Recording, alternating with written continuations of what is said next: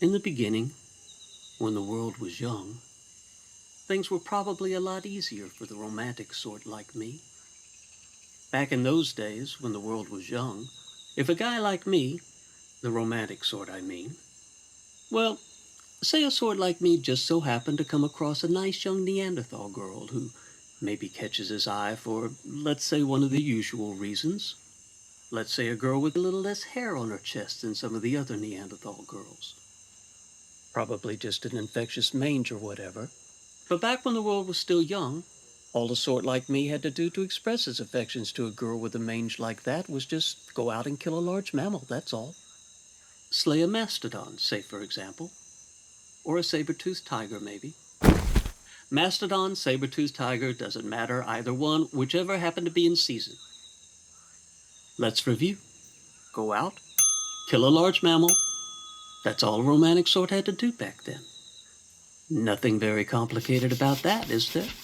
Well, except for the part where the damn thing has to be dragged back home up the mountain, back to some cozy and quiet cave with a view.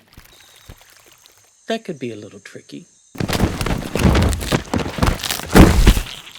So, except for that part, dragging the goddamn thing up the goddamn mountain, that was all the romantic sort had to do to express his affections back then, just kill something big. And once he'd done that, once the romantic sort like me finally got the large, smelly, dead carcass up the mountain back home to his cave with a view, well then, he'd just invite the Neanderthal girl with the mangy breasts over for dinner. That's all there was to it, really.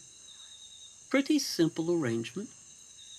He'd greet her at the cavern's entrance, offer her his heart, maybe a few other entrails. They'd politely screech and howl at one another for a bit, sniff each other up a little, perhaps. Then finally, the romantic sort like me and that Neanderthal girl with a truly inspiring pair of dermatological infestations would squat down upon their haunches and rip and rend whatever was left of the poor, rotting large mammal's putrid flesh from its bones, cramming the stink of it into their mouths with bare and filthy fingers that, well, probably best not to imagine where all they've been or what all they've been used for earlier in the day.